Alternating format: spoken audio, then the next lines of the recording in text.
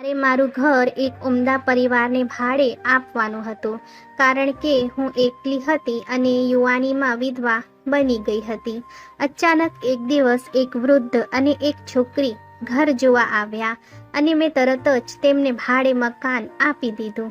હું સમજી કે આ છોકરી અને વૃદ્ધ માણસ પિતા અને પુત્રી છે, પરંતુ જ્યારે યુવતીએ કહ્યું કે આ મારા પતિ છે ત્યારે મને આશ્ચર્ય થયું. પણ હવે રોજ રાત્રે મને આ છોકરીની ચીસો સંભળાતી હતી. હું ડરીને જાગી જતી અને પછી સવારે પૂજા કર્યા પછી હું સૂઈ જતી. હવે મને એવું લાગવા લાગ્યું કે જાણે આ છોકરી પર કોઈ જુલુમ થઈ રહ્યો હોય. વૃદ્ધ માણસથી છુપાઈને મેં છોકરીને મારી પાસે બોલાવી અને તેણે મને ગળે લગાડ્યો અને રડતી બેહોશ થઈ ગઈ. થોડી વાર પછી તે ભાનમાં આવી અને કહ્યું, બહેન, જો તમારે મને મદદ કરવી હોય તો મારા રૂમમાં કેમેરા લગાવો. કેમેરા લગાવવો મુશ્કેલ હતો. મેં તેને મારો મોબાઈલ આપ્યો અને તેની સાથે વિડીયો રેકોર્ડ કરવાનું કહ્યું. પછી હું પોલીસને બતાવીશ. તેણી સંમત થઈ. પરંતુ આગલી રાત્રે જ્યારે મેં વિડીયો જોયો ત્યારે મારો હોશ ઉડી ગયો. ચિરાગના ગયા પછી હું આ દુનિયામાં એકલી પડી ગઈ હતી. મારા સંબંધીઓએ પણ મને છોડી દીધો હતો. મને સમજાતું નહોતું કે હવે શું કરવું. આજે ફરી રાત્રે કૂતરાઓ ભસતા હતા અને તેમના ભસવાનો અવાજ સાંભળીને મારું હૃદય ધ્રુજી ઉઠ્યું હતું. મારા પતિ જીવિત હતા ત્યારે મને કોઈ વાતનો ડર નહોતો. હવે દરેક ક્ષણ સદીઓ જેવી લાગતી હતી અને રાત આમ જ વીતી જતી. મને થતું કે ઘરમાં ચોર ઘૂસી જાય તો હું શું કરીશ. આજકાલ ઘરની લૂંટની સાથે ચોર મહિલાઓની ઇજ્જત પણ લૂંટીને જાય છે. આખી રાત મને ડર રહેતો કે કદાચ ચોરને જોઈને આ કૂતરાઓ ભસતા હશે. મારા ડરને દૂર કરવા માટે મને એક જ ઉપાય મળ્યો કે મારા ઘરનો ઉપરનો ભાગ ભાડે આપવો. મને પણ ટેકો મળશે અને મોંઘવારીના આ જમાનામાં થોડા રૂપિયા પણ મારી પાસે આવશે. મેં આ યોજના અમલમાં મૂકવાનું નક્કી કર્યું. વાસ્તવમાં હું ક્યારેક જ બહાર નીકળતી હતી. આજે હું ખાસ કરીને નજીકના ઘરોમાં ગઈ. મેં દરેક વ્યક્તિને કહ્યું કે જો કોઈ ભાડા માટે ઘર શોધી રહ્યું હોય તો કૃપા કરીને તેને મારી પાસે મોકલજો. શરત એ છે કે ભાડા માટે આવનારા લોકો યોગ હોવા જોઈએ અને કોઈ એક વ્યક્તિને ભાડે મકાન નહીં આપવું, પણ માત્ર પરિવાર જ આવવું જોઈએ. મને ખબર નહોતી કે મારી વાત આટલી જલ્દી સાંભળવામાં આવશે. સાંજે મારા ઘરે 2 લોકો આવ્યા હતા. એક વૃદ્ધ અને બીજી યુવતી હતી. હું તેમને ડ્રોઈંગ રૂમમાં લઈ આવી અને તેમને બેસાડીને કહ્યું, હું તમને ઓળખતી નથી, એટલા માટે મને તમારા આવવાનું કારણ જણાવો. તેઓ કહેવા લાગ્યા કે તમે કહ્યું કે તમને તમારું ઘર ભાડે આપવા માંગો છો. આપણને રહેવા માટે પણ જગ્યા જોઈએ, એટલા માટે અમે અહીંયા આવ્યા છીએ. મેં માથું હલાવ્યું અને કહ્યું કે ઠીક છે, હું કોઈ પણ રીતે યોગ કુટુંબની શોધમાં હતી. તે સારું છે કે તમે પિતા અને પુત્રી મારા ઘરે રહેવા આવ્યા છો. મારા આ શબ્દો સાંભળીને વૃદ્ધનો તો ચહેરો નિસ્તેજ થઈ ગયો. પછી છોકરીએ ઝડપથી કહ્યું, ના ના ના, આ મારા પિતા નથી પણ મારા પતિ છે. તે છોકરીઓએ આ જવાબ આપ્યો. આટલા બડબડાટ વચ્ચે જ્યારે તે પહેલી વાર બોલી ત્યારે મને શરમ આવી ગઈ. મેં ઝડપથી તેમની માફી માંગી અને કહ્યું કે મારા શબ્દોથી તમારા હૃદયને ઠેસ પહોંચી હશે. મને માફ કરજો. આ સિવાય મારી પાસે કહેવા માટે બીજા કોઈ શબ્દો ન હતા. વૃદ્ધે કહ્યું, કોઈ વાંધો નહીં બેન, તમે અમને કહો કે તમે અમને આ મકાન ભાડે આપશો. મેં કહ્યું, કેમ નહીં, અલબત્તા હું મારા ઘરનો ઉપરનો ભાગ તમને ભાડે આપું છું. ત્યારે વૃદ્ધના ચહેરા પર હળવું સ્મિત ફેલાઈ ગયું. મેં હસીને તેમની પત્ની તરફ જોયું અને તેણી એવી દેખાતી હતી જાણે તે ખૂબ જ ચિંતિત અને નર્વસ હોય. પણ મેં મારા મનમાંથી આ વિચાર કાઢી નાખ્યો.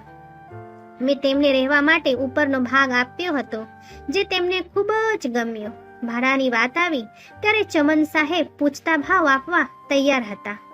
માટે આનંદની વાત હતી. મેં તેમને ઉપરના સ્તરની ચાવીઓ આપી અને રાહતનો શ્વાસ લઈને નીચે આવી ગઈ. હું ઈચ્છતી હોવા છતાં ચમન અને તેમની પત્ની નિશાને મારા મનમાંથી કાઢી શકતી નહોતી. નિશા ખૂબ જ સુંદર છોકરી હતી. કોણ જાણે તેમના માતા પિતાની એવી કઈ મજબૂરી હશે જેના કારણે તેઓએ આવી ફૂલ જેવી દીકરીના લગ્ન એક વૃદ્ધ સાથે કરી દીધા. હું મારી નાની બહેન નિશામાં જોઈ રહી હતી. મેં વિચાર્યું હવે તે અહીં રહેશે, હું તેની પાસેથી બધું જાણી લઈશ. સાંજ પડી ત્યારે મને મારી માતાનો જૂનો રિવાજ યાદ આવવા લાગ્યો. જ્યારે પણ અમારા વિસ્તારમાં નવા લોકો આવતા અને સ્થાયી થતા ત્યારે માતા તેમના માટે એક વખતનું જમવાનું બનાવીને જરૂર આપતા હતા. તેઓ વિચારતા હતા કે શું એ લોકો પાસે ચૂલા ચોકી કરવાની સંપૂર્ણ વ્યવસ્થા છે કે નહીં. હું પણ રસોડામાં ગઈ. પહેલાં હું ફક્ત મારા માટે જ રાંધતી હતી, પરંતુ આજે મેં 3 લોકો માટે રસોઈ બનાવી હતી. મેં ટ્રે સરસ રીતે સજાવી અને ઉપરના માળે ગઈ. મેં દરવાજો ખખડાવ્યો પણ કોઈએ દરવાજો ખોલ્યો નહીં. હું વિચારતી હતી કે મેં ઉપર આવીને સારું કર્યું છે કે નહીં. મારે આ લોકોને આ રીતે પરેશાન ન કરવું જોઈએ. હું પાછો ફરવાની હતી જ્યારે અચાનક દરવાજો ખુલ્યો. સામે ચમન સાહબ ઊભા હતા. જ્યારે તેણે મારા હાથમાં ખાવાની ટ્રે જોઈ ત્યારે તેણે કહ્યું, બહેન, તમે તમારી જાતને કેમ પરેશાન કરી? હું હસી અને કહ્યું કે નહીં, આમાં શું વાંધો છે, એ મારી ફરજ હતી. કોઈ પણ રીતે પડોશીઓનો પણ થોડો અધિકાર હોય છે ને. અને પછી તમે લોકો તો મારી સાથે રહેવા લાગ્યા છો, હું આટલું તો કરી શકું છું. ચમન સાહેબે કહ્યું, ખરેખર નિશા ભોજન બનાવતી હતી. તમે કહ્યું નિશા પણ આજે આરામ કરી લે, કોઈ પણ રીતે તે ક્યાં છે? આટલું કહીને હું અંદર પ્રવેશવા જતી હતી કે ત્યારે ચમન સાહેબ અચાનક મારી સામે આવીને ઊભા થઈ ગયા. તેણે કહ્યું, ખરેખર નિશા સૂઈ ગઈ છે. તેને ખૂબ જ માથાનો દુખાવો થતો હતો, તેથી મેં તેને સૂવાનું કહ્યું. હવે જો તે અડધી ઊંઘમાંથી જાગી જશે ને તો તેની તબિયત બગડશે. તેણીને ખૂબ જ નાજુક છે, તો તે અડધી ઊંઘમાંથી જાગી જાય છે તો તેની સ્થિતિ બગડી જાય છે. મેં માથું હલાવ્યું અને પછી નીચે આવી. પણ મારા મનમાં હજારો સવાલ ઉઠી રહ્યા હતા. હું વિચારી રહી હતી કે ચમન સાહેબે એક જ ક્ષણમાં તેમની વાત કેવી રીતે બદલી નાખ્યા. પહેલા તેઓ કહેતા હતા કે નિશા રસોડામાં જ છે અને રસોઈ બનાવી રહી છે, પછી તરત જ કહ્યું કે તે સૂઈ ગઈ છે. મને આ એકદમ વિચિત્ર લાગ્યું અને મને લાગ્યું કે દાળમાં ચોક્કસપણે કંઈક કાળું છે. હું તેના વિશે વધુ વિચારવા માંગતી નહોતી, કારણ કે તેઓ અહીં ભાડે રહેવા આવ્યા હતા. આ રાત કૂતરાઓના ભસવાના અવાજથી ડરીને ન વિતાવી પડશે. આજે કોઈ પણ રીતે મારે અન્ય લોકોની ઘરેલું બાબતોમાં દખલ કરવાની કોઈ જરૂર નથી. પછી મેં સ્નાન કરી પૂજા કરી અને પૂજા કર્યા પછી ભોજન લીધું. મને 100% ખાતરી હતી કે નિશા ચોક્કસપણે મારી પાસે આવશે અને ભોજન માટે મારો આભાર માનશે, કારણ કે જ્યારે લોકોને કોઈ પણ ભેટ મળે છે ત્યારે તેઓ તેમનો આભાર માન્યા વગર રહેતા નથી. પણ હું જે વિચારી રહી હતી તેમ કશું થયું નહીં. મેં લાંબા સમય સુધી નિશાની રાહ જોઈ, પણ તે નીચે ન આવી. એટલે હું સૂવા માટે મારા રૂમમાં ગઈ. આજે મારે ચોરથી ડરવાની જરૂર નહોતી. મને ખાતરી હતી કે આજની રાત મારા માટે ખૂબ જ આરામદાયક રાત હશે. હું આરામથી સૂઈ ગઈ, પણ અડધી રાત્રે હું ગભરાટમાં જાગી ગઈ. હું આશ્ચર્યમાં હતી કે મારી આંખ કેવી રીતે ખુલી અને પછી મને એક છોકરીની ચીસોનો અવાજ સંભળાયો. એવું લાગતું હતું ચીસો પાડતી છોકરી ખૂબ પીડામાં છે. હું ખૂબ જ ડરતી હતી. શરૂઆતમાં હું એટલી ડરપોક નહોતી, પણ જ્યારથી મારા પતિનું અવસાન થયું ત્યારથી મને પાંદડાની હલનચલનથી પણ ડર લાગવા લાગ્યો. મેં મારા કાન પર હાથ મૂક્યો. આ અવાજ ઘટતો જ નહોતો, પણ દરેક ક્ષણે વધતો જતો હતો. હું કાન પર હાથ મૂકી ભગવાનનો જપ કરતી રહી અને આખી રાત આમાં જ વીતી ગઈ.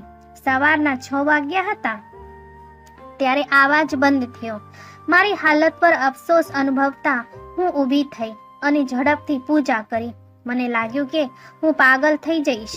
પૂજા કર્યા પછી હું ફરીથી સૂવા માટે સૂઈ ગઈ, પરંતુ પછી સવારે 9 વાગે મારી આંખ ખુલી.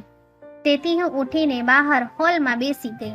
પછી મેં ચમન સાહેબને જોયા. તેઓ નીચે આવી રહ્યા હતા અને જ્યારે તેમની નજર મારા પર પડી ત્યારે તેઓ ખૂબ જ ગભરાયેલા લાગતા હતા. તેણે અભિવાદન કર્યું અને ઝડપથી ત્યાંથી ચાલ્યા ગયા. કદાચ તેઓ મારા પ્રશ્નોથી ડરી ગયા હતા. અને ઝડપથી બહાર નીકળી ગયા. ચમનના દેખાવ પરથી એવું જણાતું હતું કે જાણે તેઓ ઓફિસે જવા નીકળ્યા હોય. હું ઉઠી અને મારો નાસ્તો બનાવ્યો. અત્યાર સુધી ચમન સાહબ પાછો આવ્યા નહોતા, તેથી મને ખાતરી થઈ કે તેઓ ખરેખર કામ માટે ઘરની બહાર ગયા છે. હું આ તકનો લાભ લેવા માંગતી હતી, કારણ કે ગઈકાલથી હું નિશાને એકવાર પણ મળી નહોતી. હું નિશા સાથે બેસીને વાત કરવા માંગતી હતી. હું તેમની સ્થિતિ વિશે જાણવા માંગતી હતી. તેથી જ હું સીડીઓ ચડીને ઉપરની તરફ ગઈ. મેં દરવાજો ખટખટાવ્યો અને નિશા દરવાજો ખોલે તેની રાહ જોઈને ઊભી રહી. પણ તેને દરવાજો ન ખોલ્યો. અને આ કોઈ સામાન્ય વાત નહોતી. નિશા ગઈકાલથી મારા ઘરે આવી હતી, પણ મેં આજ સુધી તેની એક ઝલક જોઈ નથી. હું પાછા વળવાને બદલે ફરી દરવાજો ખખડાવ્યો. એટલામાં જ મેં નિશાનો ગભરાયેલો અવાજ સાંભળ્યો. તેણે કહેવા લાગી, અસ્મિતાબેન, એ તમે જ છો ને? તો મેં કહ્યું કે હા હા, હું જ છું. તમે દરવાજો તો ખોલો. પછી મને નિશાનો અવાજ સંભળાયો. તેણીએ કહ્યું કે હું દરવાજો કેવી રીતે ખોલી શકું? ચમને બહારથી તાળું મારી દીધું છે. પછી મારી નજર દરવાજા પર લટકેલા નાનકડા તાળા પર પડી. મેં કહ્યું, નિશા, તમારા પતિએ તમને બહારથી કેમ બંધ કરી દીધું છે? તેણે કહ્યું, મારા પતિ મારા પર શંકા કરે છે. મારા પતિ મારા કરતા મોટા છે ને ઉંમરમાં, તેથી તેઓ હંમેશા ચિંતિત રહે છે કે હું તેમની સાથે છેતરપિંડી કરી શકું. હું નિશા માટે ખૂબ જ ચિંતિત હતી. મેં કહ્યું, તમે ઠીક તો છો ને? મેં તેમનું ઉદાસી હાસ સાંભળ્યું. તેણીએ કહ્યું કે હા, કહેવા માટે તો હું બિલકુલ ઠીક છું. મારી પાસે દુનિયાની દરેક વસ્તુ છે. પૈસા, કપડાં, પગરખા, મારું કબાટ ખાવાની વિવિધ પ્રકારની વસ્તુઓથી ભરેલું છે. પણ હું ખુશ નથી. આ સાંભળીને હું ખૂબ જ દુઃખી થઈ રહી હતી. મેં કહ્યું, નિશા, હું તારા માટે શું કરી શકું? મને કહો. મારે તને મદદ કરવી છે. ત્યારે નિશાએ કહ્યું, મારા સગાઓએ મને મદદ નથી કરી તો તમે શું કરશો? મારી પાસે ફક્ત એક વિનંતી છે કે તમે મારા માટે પ્રાર્થના કરો. અને મેં કંઈ જોતું નથી. મેં કહ્યું, કેમ નહીં? હું પાછું વળવા લાગી ત્યારે નિશાએ કહ્યું, અસ્મિતાબેન, પ્લીઝ ચમનને ન કહો કે તમે અહીં આવ્યા હતા કે મેં તમને કંઈ કહ્યું છે. મેં કહ્યું, હા હા, જરાય ચિંતા ન કરો, આવું જ થશે. હું ચમનને કંઈ કહીશ નહીં. આટલું કહીને હું નીચે આવી. નિશાના માતા પિતા પર મને સતત ગુસ્સો આવતો હતો. આશ્ચર્ય થતું હતું કે તેઓએ આવું કેમ કર્યું. શા માટે તેણે તેમની યુવાન પુત્રીના લગ્ન એવા વૃદ્ધ માણસ સાથે કર્યા જે તેના પર શંકા કરવામાં આખી જિંદગી પસાર કરશે. સાંજ પડી એટલે ચમન પાછો ફર્યો. મને હેલો કહીને તે ઉપર ગયા. હું વિચારવા લાગી કે કાશ તેને તેમની પત્નીને આ રીતે બંદી બનાવી ન હોત તો કેવું સારું થાત. અમે બંને છોકરીઓ એકબીજાના મિત્રો બની ગયા હોત. અમે અમારા દુઃખ વેચતા. પણ હવે શું થઈ શકતું હતું? મેં મારી રોજિંદી બાબતો પતાવવાનું શરૂ કર્યું અને સૂઈ ગઈ. આજે ફરી અડધી રાત્રે મારી આંખ ખુલી ગઈ અને આજે પણ એ જ થયું, જેના કારણે ગઈકાલે મને ઊંઘ ન આવી. મેં એક છોકરીની ચીસોનો અવાજ સાંભળ્યો. જ્યારે મેં સાંભળ્યું ત્યારે વાસ્તવિકતા મારા પર ઉભરી આવી કે આવાજ ખૂબ નજીકથી આવી રહી હતી. આવાજ ક્યાંથી આવતો હતો? મારે દરેક કિંમતે તેના વિશે શોધવાનું હતું. જ્યારે હું મારા રૂમમાંથી બહાર આવી ત્યારે ચીસોનો અવાજ હવે ખૂબ નજીકથી સંભળાતો હતો. પછી મને સમજાયું કે આ ચીસનો અવાજ તો બીજી ક્યાંકથી નહીં પણ ઉપરના માળે તરફથી આવી રહ્યો હતો. અને ચીસો પાડતી છોકરી બીજી કોઈ નહીં પણ નિશા છે. એક ક્ષણ પર મારા પગલાં સ્થિર રહ્યા. પછી હું ઝડપથી સીડીઓ ચડી ગઈ. હું પહેલી નજરમાં જ નિશાના પ્રેમમાં પડી ગઈ હતી. હવે હું તેને મુશ્કેલમાં કેવી રીતે છોડી શકું? મેં જોરથી દરવાજો ખખડાવવાનો શરૂ કર્યો. હું લાંબા સમય સુધી આ રીતે દરવાજો ખટખટાવતો રહી, પણ કોઈએ દરવાજો ખોલ્યો ન હતો. અને એવું પણ ન હતું કે દરવાજાનો અવાજ સાંભળીને ચીસોનો અવાજ ઓછો થઈ જાય, બલકે ચીસોનો અવાજ વધુ જોરથી થતો જતો હતો. દરવાજો ખખડાવ્યા બાદ મારા હાથ દુખવા લાગ્યા. તેથી જ મને નીચે આવવાની ફરજ પડી હતી. આજે રાત્રે નિશાની ચિંતામાં મને ઊંઘ આવવાની નહોતી, તેથી હું હોલમાં બેઠી હતી. સવારે ચમન સાહબ નીચે આવ્યા. ત્યારે મને જોતા જ ડરી ગયા. જ્યારે તેઓ બહાર જવા લાગ્યા ત્યારે મેં કહ્યું કે ચમન સાહેબ, મારી તમારા સાથે વાત કરવી છે, સાંભળો ને. તો ચમનના ચહેરા પર સ્પષ્ટ દેખાતો હતો કે તેઓ ડરી ગયા છે. તે મારી સામેના સોફા પર બેઠા અને બોલ્યા, મને ખબર છે તમને મારેથી શું પૂછવું છે. ચમનના ચહેરા પર ઘણી ઉદાસી હતી. તેણે કહ્યું કે તમે નિશાની ચિંતા કરો છો કે તે કેમ ચીસો પાડતી રહી છે. હું પણ તેની ખૂબ જ ચિંતા કરું છું, પણ હું કંઈ કરી શકતો નથી. જો તમારી પાસે કોઈ ઉકેલ હોય તો કૃપા કરીને મને જણાવો. મેં જોયું કે ચમનની આંખોમાંથી આંસુ નીકળી રહ્યા હતા અને તેઓ મારી પાસેથી આંખો છુપાવીને પોતાના આંસુ સાફ કરી રહ્યા હતા. મેં કહ્યું, તમે મને કહો કે નિશાને શું વાંધો છે, તો જ તો હું ઉકેલ આપી શકીશ ને. ચમને માથું ઊંચું કરીને મારી આંખોમાં જોઈને કહ્યું, નિશાની સૌથી મોટી સમસ્યા એ છે કે તાણીએ મારી સાથે લગ્ન કર્યા. મેં આશ્ચર્યથી ચમન તરફ જોયું તો તેઓ હસ્યા અને બોલ્યા, મારા દેખાવને ધ્યાનથી જુઓ બેન, અને મને કહો કે શું નિશા જેટલી નાની છોકરી મારાથી ખુશ રહી શકે. તે દિવસે તમે પણ મને તેના પિતા માનતા હતા. મારી ભૂલ માત્ર એટલી હતી કે હું નિશાના પિતાની વાતથી પ્રભાવિત થઈ ગયો.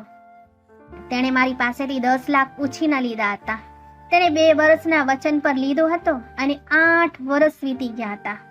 તે લોન ચૂકવવા સક્ષમ ન હતો. હું તેને વિલંબ પછી વિલંબ આપતો રહ્યો, પણ હવે મારી ધીરજનો બંધ તૂટવા લાગ્યો હતો.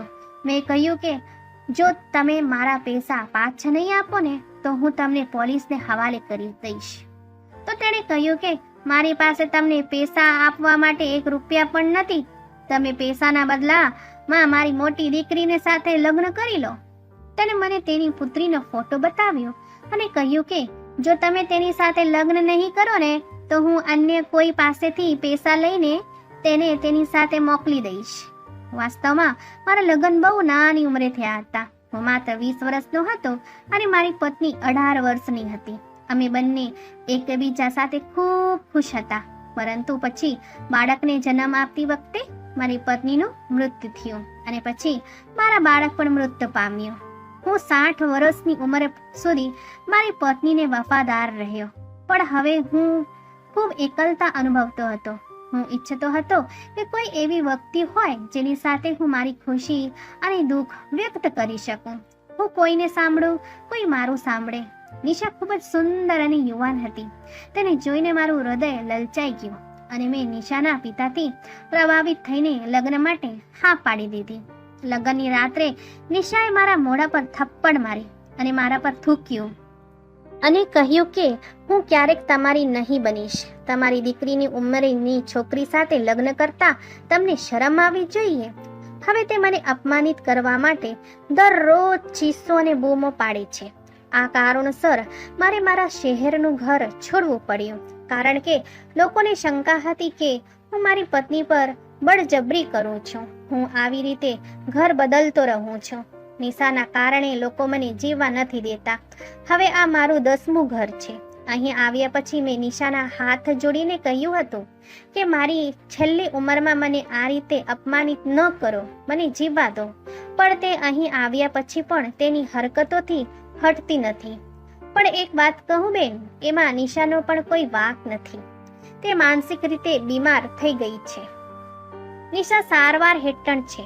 તે લોકોને ઈજા પણ પહોંચાડે છે. તેથી હું તેને બહારથી તાળું મારી લઉં છું. આ બધું સાંભળીને મને નવાઈ લાગી. મેં ચમનના ચહેરા તરફ ખૂબ ધ્યાનથી જોયું. તેમને જોઈને લાગતું હતું કે તેઓ સાચું કહી રહ્યા હતા. પછી મેં કહ્યું, હું તમને એક વિનંતી કરું? તેણે કહ્યું, હા હા બોલો, તમે શું કહો છો? મેં નિશાને તાળું માર્યા પછી બહાર ન જવાનું કહ્યું હતું. હું તેમની સાથે વાત કરવાનો પ્રયત્ન કરીશ. શક્ય છે કે તેમની સ્થિતિમાં સુધારો થાય. ચમન અસ્વસ્થ થઈ ગયા હતા. તેણે કહ્યું, તમે આ બધું એટલા માટે કહી રહ્યા છો કારણ કે તમે હજી સુધી તેની હાલત જોઈ નથી. જ્યારે તે ગુસ્સે થાય છે ને ત્યારે તે એટલી જુસ્સાદાર બની જાય છે કે મને પણ તેના પર કાબુ રાખવો મુશ્કેલ લાગે છે. હું ઓફિસમાં રહું છું. જો તે તમારા પર પાછળથી હુમલો કરે તો દોષ કોનો હશે? શક્ય છે કે તે તમને મોટું નુકસાન પહોંચાડી શકે. એટલા માટે તમે મને આ માટે માફ કરી દો. હું તે બધું કરી શકતો નથી. મેં કહ્યું, જો નિશા મને નુકસાન પહોંચાડે તો હું તમને દોષ નહીં આપું. તમે બસ મારી આ વાત સ્વીકારી લો. મારી સામે બહુ ધ્યાનથી જોઈ રહ્યા હતા. પછી તેણે ખિસ્સામાંથી ચાવી કાઢી અને મને આપી અને કહ્યું, તમારે ધ્યાન રાખવું પડશે. જ્યારે તમને લાગે કે નિશા ગુસ્સે થઈ રહી છે તો તરત જ રૂમમાંથી બહાર નીકળી જાઓ. મેં હા પાડી. ચમન ઊભા થઈને ચાલા ગયા અને હું વિચારતી હતી કે સત્ય શું હોઈ શકે. તાળું ખોલીને હું ઉપરના ભાગમાં આવી. મેં નિશાને સોફા પર બેઠેલી જોઈ તો તે કોઈક ઊંડા વિચારમાં ખોવાયેલી હતી અને તે વારંવાર પોતાના આંસુ લૂછતી હતી. જ્યારે મેં તેને બોલાવ્યો ત્યારે તે મને જોઈને કૂદી પડી. પછી તેણે તેના હૃદય પર હાથ મૂકીને કહ્યું કે તમે તો મારો જીવ છીનવી લીધો. હું હસી પડી. ત્યારે તેણે આશ્ચર્ય સાથે કહ્યું, તમે અહીં કેવી રીતે આવ્યા? તમને ચાવી કેવી રીતે મળી? મેં કહ્યું, આ તમારી બહેન અસ્મિતાની અજાયબી છે. નિશા રડવા લાગી અને ઊભી થઈને મને ગળે લગાડી. તેણે કહ્યું, બહેન, હું એવા ખભાની શોધમાં હતી કે જેના પર હું માથું મૂકીને રડી શકું. નિશા, તારે રડવાની જરૂર નથી. તમારી બહેન તમારી સાથે છે. આજે હું તમને એક ખૂબ જ અગત્યની વાત પૂછવા આવી છું. મને કહો કે તમે રાત્રે કેમ ચીસો અને બૂમો પાડો છો? મને ચમનની વાત પર ભરોસો હતો, પણ હું નિશાની વાત સાંભળવા માંગતી હતી, કારણ કે હું વિચારતી હતી કે શું ચમને મારી સાથે ખોટું બોલ્યું છે. નિશાએ કહ્યું કે હું કેમ ચીસો પાડીશ? હું મારા જીવનમાં ખૂબ જ ખુશ છું. ચમન મારું ખૂબ ધ્યાન રાખે છે. નિશાની વાત સાંભળીને મને નવાઈ લાગી. તેનામાં અચાનક પરિવર્તન આવ્યું હતું. ગઈકાલે તો તે કંઈક બીજું કહેતી હતી. પછી તાણીએ કહ્યું, શું તમે મને તમારું ઘર બતાવશો? તમે મને તમારા ઘરનો હિસ્સો બતાવો ને. તમે તેને કેવી રીતે શણગાર્યું છે. હું પણ મારા ઘરને સજાવવા માંગુ છું, જેથી જ્યારે મારા પતિ ઘરે આવે ત્યારે તેઓ તાજગી અનુભવે. મેં માથું હલાવ્યું અને કહ્યું કે હા, આવો. હું નિશાને મારી સાથે લઈને નીચે આવી હતી, પણ અત્યાર સુધી હું તેના વિચિત્ર વલણ વિશે વિચારતી હતી. અમે બંને નીચે આવ્યા ત્યારે નિશાએ તેનો હાથ મારી સામે મૂક્યો. તેના પર ધાજી ગયેલા નિશાન હતા. હું સાવ ડરી ગઈ. મેં પૂછ્યું, શું થયું? તો નિશાએ કહ્યું, મને ખબર નથી. કાલ મેં તમને જે કહ્યું હતું તે મારા પતિએ કેવી રીતે સાંભળ્યું? કદાચ તેણે રેકોર્ડિંગ માટે કંઈક કર્યું છે. તેઓ મારા પર ખૂબ નજીકથી નજર રાખી રહ્યા છે. તેથી જ મેં તમને ઉપર કહ્યું કે હું ખૂબ ખુશ છું, પણ એવું નથી. મારા વૃદ્ધ પતિ મને ખૂબ ત્રાસ આપે છે. આ ચીસો જે હું આખી રાત કરતી રહું છું ને, તે કારણ વગર નથી. એકવાર તમે તમારી પોતાની આંખોથી જોશો ને તો તમે પણ બેહોશ થઈ જશો. તમે કેમેરા મંગાવીને ઉપરના ભાગમાં લગાવી દો, જેથી જે પણ રેકોર્ડિંગ હોય તે પોલીસ સ્ટેશનમાં જઈને બતાવશો તો મારા ગુનેગારને સજા થશે અને હું પણ મુક્ત થઈશ. મેં કહ્યું, ઓકે નિશા, હું કંઈ કરીશ. સાચું કહું તો આ બંને પતિ પત્ની વચ્ચેની વાતચીતમાં તો હું ફસાઈ ગઈ હતી. બંને જે કહેતા હતા તે હું માનતી હતી. મને તો બંને પોતપોતાની જગ્યાએ સાચા દેખાયા. હવે સત્ય સુધી પહોંચવાનો એક જ રસ્તો હતો અને તે ખરેખર ઉપરના ભાગમાં કેમેરા લગાવવાનો હતો. મેં કોઈને કેમેરા માટે પૂછ્યું હતું. દરરોજ રાત્રે ઉપરના માળેથી ચીસોના અવાજો સંભળાતા હતા અને સવાર પડતા જ ચમન મારી સામે રડવા લાગતા અને કહેતા કે મારી પત્નીની હાલત ખરાબ થઈ રહી છે. જ્યારે દિવસ દરમિયાન નિશા મારી સામે રડતી અને કહેતી કે મારા પર જુલુમ વધી રહ્યો છે. હું નિશાને ખુશ કરવા મારાથી બનતો પ્રયત્ન કરતી રહી. મેં તેને ઘરે કંઈક ન કંઈક શીખવાડતી. ક્યારેક તેને રસોડામાં ભોજન બનાવવા માટે સાથે લઈ જતી અને ક્યારેક તેને ઘર સજાવટ વિશે કહેતી. નિશાને મારી મેકઅપની વસ્તુઓ, સાડીઓ અને જ્વેલરી બતાવી, જેથી તેના મનમાંથી તણાવ દૂર થઈ જાય. નિશા મારી સાથે ખૂબ જ ખુશ હતી. મને એ બંને પતિ પત્નીઓની બહુ ચિંતા હતી. હું ઈચ્છતી હતી કે જો ચમન ગુનેગાર છે તો તેને સજા થવી જોઈએ અને જો નિશા બીમાર છે તો તેની સારવાર થવી જોઈએ. કેમેરા આવવામાં હજુ 1-2 દિવસ બાકી હતા. આજે સાંજે મેં કઢી ચોખા તૈયાર કર્યા હતા અને નિશાને આપવાનું વિચાર્યું. સામાન્ય રીતે હું આ સમયે ક્યારેક ઉપરના માળે જતી નહોતી, હું સીડી ચડી રહી હતી ત્યારે મને નિશાનો આવાજ સંભળાયો. તે કહેતી હતી કે આજે રાત્રે તમે પૂરી તૈયારી કરીને આવજો અને તેની ચિંતા ના કરો. તે નબળા છે, તેમને નિયંત્રિત કરવું ખૂબ જ સરળ છે. આ વાત સાંભળીને તો હું પાછો વળી ગઈ. હવે નિશાનું પાત્ર મારી સામે પ્રશ્નાર્થ ચિહ્ન બનીને રહી ગયું હતું. કદાચ નિશા ખોટી હતી. તે રોજ રાત્રે તેના પ્રેમીને બોલાવતી અને ચમનને કાબૂમાં રાખતી, અને કોણ જાણે તેને બાંધી પણ લેતી હશે. અને પછી તે જાણી જોઈને બૂમો પાડે છે, જેથી લોકો ચમન વિશે ખરાબ વિચારે અને તે જે ઈચ્છે તે કરવાનું ચાલુ રાખે. કેમેરા આવવામાં હજુ સમય હતો, એટલા માટે મેં મારી ફ્રેન્ડ લેડી કોન્સ્ટેબલને ફોન કર્યો અને તેને સમગ્ર પરિસ્થિતિ વિશે ચેતવણી આપી. મેં કહ્યું કે મને તમારી ટીમની જરૂર છે, મારા ઘરે આવો. પરંતુ સંપૂર્ણ ગુપ્તતામાં તે સંમત થયા. જમ્યા પછી હું મારા મિત્રની રાહ જોઈ રહી હતી. પછી મને ખબર નથી કે શું થયું. હું ગાઢ ઊંઘમાં ગઈ અને જ્યારે મારી આંખ ખુલી ત્યારે હું હોસ્પિટલમાં હતી. મેં આશ્ચર્યથી મારી આસપાસ જોયું. મારી સામે મારી ફ્રેન્ડ ઊભી હતી. મેં કહ્યું, સુનીના, હું અહીં કેવી રીતે આવી? તેણીએ હસીને કહ્યું કે તમે એક મહાન પરાક્રમ કર્યું છે. અમને છેલ્લા કેટલાક સમયથી આ બાબતની સતત ફરિયાદો મળી રહી હતી. એક ટોળકી એવી છે જે લોકોના ઘરમાં ઘૂસીને ચોરીને અંજામ આપે છે. ગઈ રાત્રે તમારા કારણે તે હવે અમારા હાથમાં છે. મેં કહ્યું, એ કેવી રીતે?